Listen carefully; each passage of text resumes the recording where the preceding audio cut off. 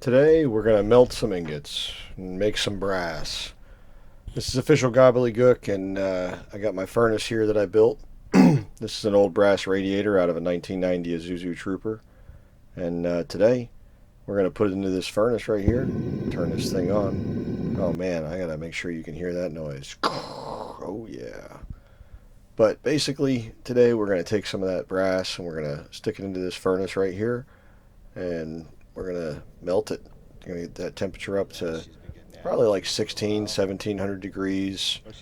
Got to be careful because at those temperatures you get some issues with brass because zinc will burn off at a relatively low temperature.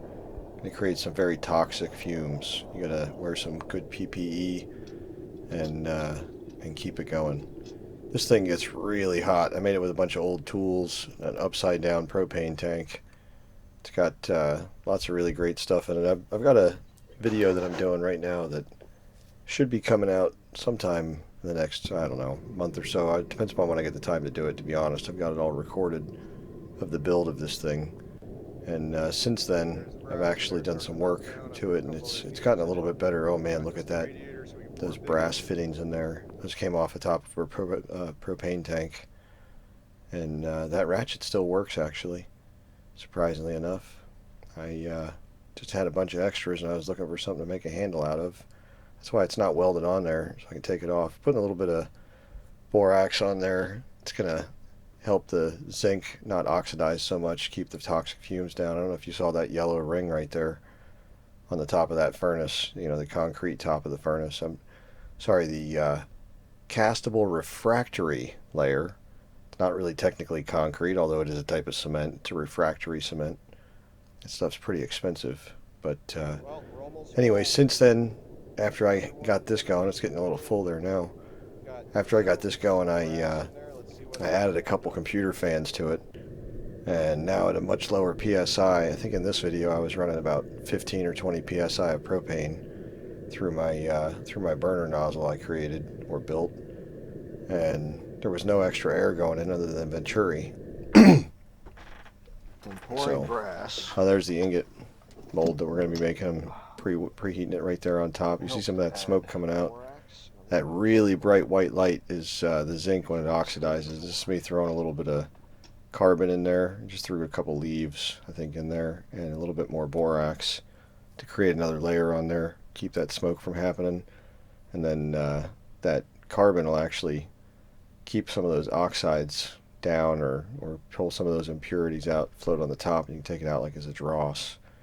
You see me remove some of it here. When that gets really bright, it's because that zinc is burning off, and it's oxidizing the zinc, causing a really bright flash. It's almost like a flash grenade or something like that. The way that it like flashes so bright, burn your retinas. You got to wear like special goggles, like something that you wear when you're using like a torch or something like that. It doesn't have to be like a welder's mask, but preferably a torch. And you should always be wearing good PPE when you're doing this stuff. That right there, we're talking about like 16, 1700 degrees right there. Hot enough to melt glass, hot enough to melt your flesh right off your body. Man, look at all that dross and nastiness that's left in the top of that. All that slag. Ugh. Tapping it out right here. Man, I was so worried I was going to break the crucible when I did that. They're pretty tough, but... Oh, yeah, look. Fumble hands, huh? How many times can I mess this up in one video? Looks like quite a few times. That thing was big and kind of tough to get in there because it had the stand stuck to the bottom of it. I don't know if you noticed that. I made it out of a 20-ounce bottle, I think. I poured refractory concrete into a 20-ounce bottle and into a 2-liter bottle and into basically like a 1-liter bottle.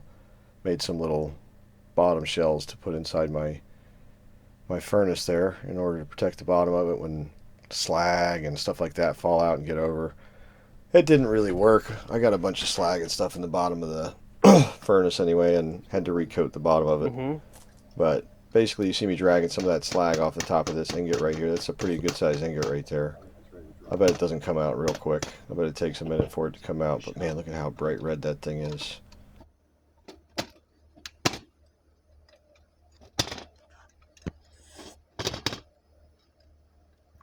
Butterfingers over here. Can't seem to get an ingot out of a mold, huh? Oh, look at that thing. Oh man, I can't wait to hear the sizzle. What is it that people call that? Satisfying?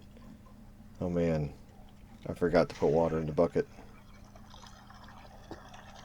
Look at that My thing, buddy dude. Tim. Look at the size of that copper bar, bro. It's massive. That thing is massive, and it's, well, I guess it's a brass bar technically, but I want to know how much it weighs. I'd be doing this with a scale over here. Like, dude, I need to get one out here. People are going to want to see weight, but for now it's just going to be what it is. Oh no, what are you recording me for? because you're the star of the show. Nobody wants to see me. Yeah, they do. Hey people, what's up? Don't forget to like and subscribe. Grungy Mechanicy. Hey there, buddy. And the build. What you doing with that light on your head? It's not even on, huh? Ooh, look at this thing. Let's hear the sizzle.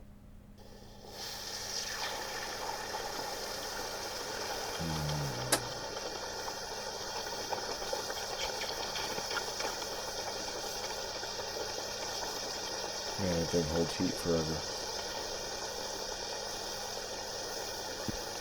I think this ingot was actually still hot, like 5 or 10 minutes after I got it out of the water.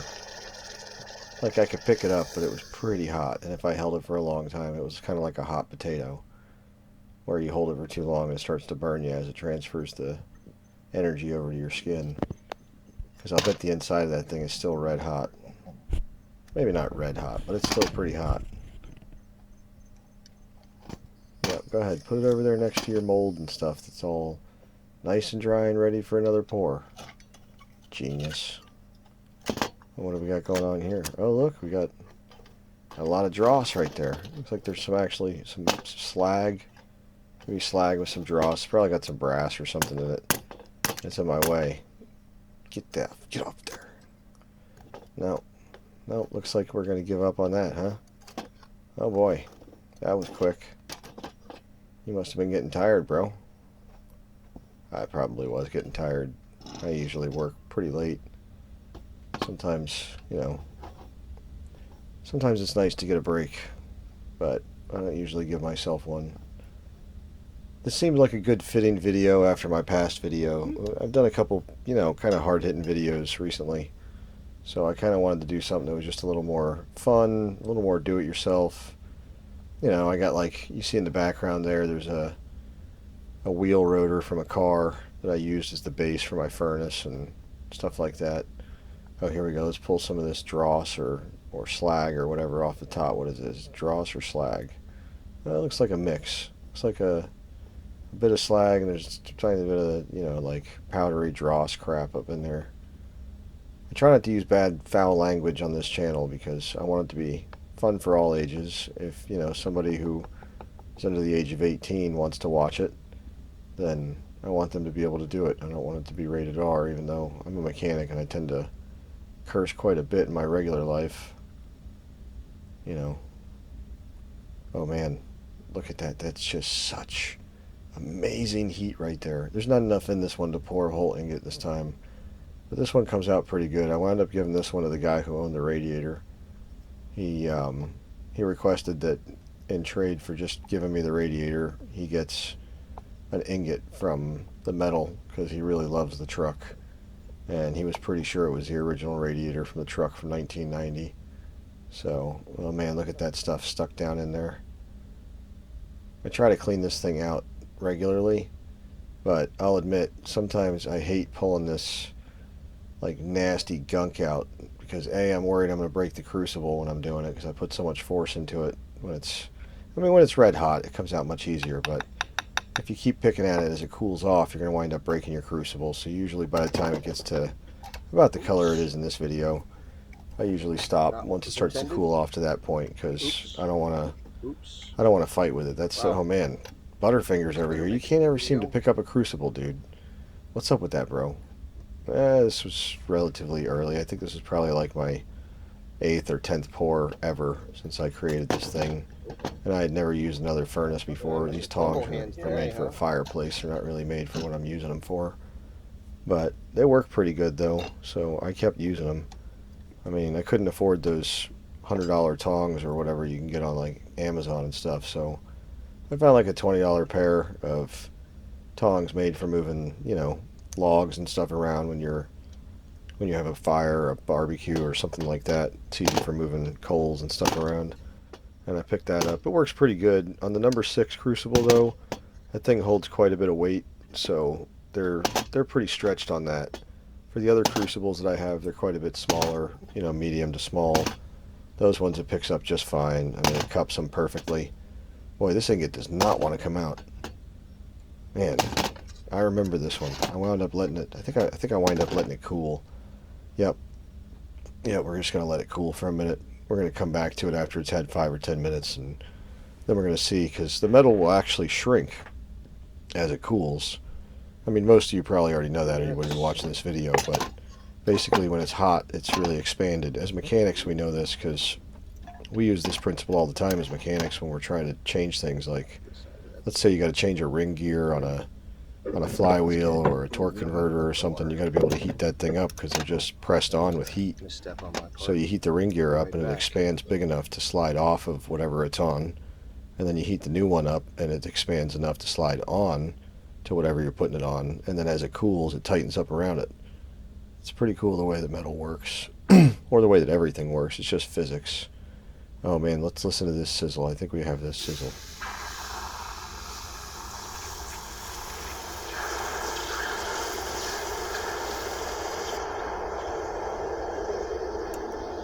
I think this is about the point where the ASMR people usually start tapping the microphone and whispering real quiet into it. And apparently that rubs some people's brains the right way and brings them happiness.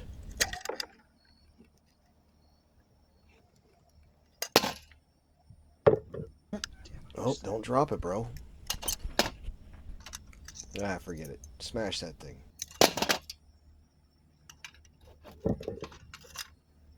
Yeah, that's my buddy Gage's 2000 Chevy Silverado. I might need to put it in a video for some weird reason. There it is. To pull it out. Ooh. Man, she's pretty shiny. That's a pretty heavy bar. Got some nasty inclusions in the back. It's alright. That's just glass. It'll come out. But it's a pretty hefty bar. Man, look at that. Okay, guys, don't do this, please. This is, I realized after I made this video, I'm 44 years old, and I've been working around this type of equipment for so long that sometimes I cut some safety corners in ways that I shouldn't.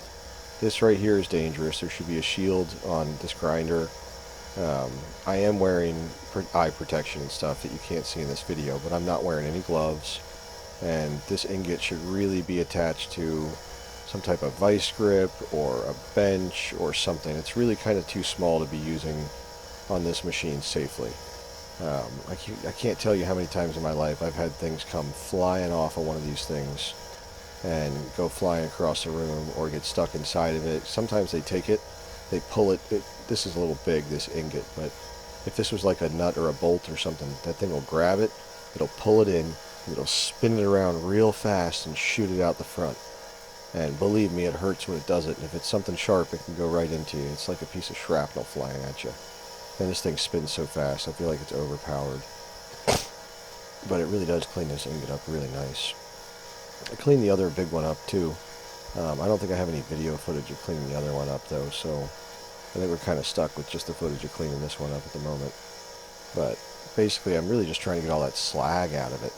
It's got all that slag stuck up in those little holes and stuff. And since this one's going to the guy that, you know, that gave me the radiator, there's a lot of brass in that radiator. I made like 10 or 12 pounds worth of brass ingots already, and I've still got radiator left. So this thing was a heavy duty radiator from like 1990. But since he gave me that radiator and this is what he's getting out of it, I wanted to make sure this one was cleaned up real nice, and I offered to stamp it with some information for him. And he's driving around with it in his truck right now so that he can show everybody where the old radiator went. And it's kind of cool to have these ingots, you know. I mean, I enjoy making them. I don't know if you guys have a furnace or not, and if you do, if you enjoy making ingots of your own. But I just really enjoy making them. I mean, there's something relaxing about it. It's kind of like, some people like to garden, some people, I mean, I like to garden too. Some people like to cook. I also like to cook. So everything that I say is probably something that I like to do. There's just not enough time in the day to do everything. I wish I could. You know, if you've never seen the movie Click, or if you've ever seen the movie Click with Adam Sandler, where he's got that remote control where he can pause time and fast forward and all that, he makes the biggest mistake by fast forwarding so much. The pause button was the real win. If you could just pause life sometimes and get caught up, man, life would be so much better. See, I almost lost it there for a second. It slipped out of my hand and I caught it. I don't know if you guys saw that or not in the video, but it's very dangerous. You got to be careful. That machine will take your finger right off. And I've had some close calls in my life, and here I am making a mistake right here on the internet, showing everybody what I'm doing. And just, you got to be more careful. It's very dangerous. If that thing were to, let's say, slip and my finger were to go into that, that machine would just eat the skin completely down to the bone instantly. And if I was lucky enough to get the bone out, there would be no meat left on it. They'd have to amputate it anyway, probably. And then I'd be walking around with, 4 fingers and no thumb. And it would be quite painful. I'd probably need a small tourniquet for a short period of time until I got to the hospital and they sewed me up. I wouldn't be happy because I'm a mechanic. I need my hands. Man, look at how shiny that thing came out. Now, there are some chemicals you can dip them in, and it'll make them even cleaner and even shinier. Or I could get some Brasso and I could polish it, because it's brass. It's pure brass, so I could polish it with Brasso or something like that. I've got some buffers and stuff I could use because I do car detailing and paint and body work and stuff too. But that's about it. Thanks for watching, guys. Like and subscribe. There's the big one I was telling you about. It is really heavy. Like and subscribe. Comment down below. Tell me what you liked and what you didn't like. Thanks for watching.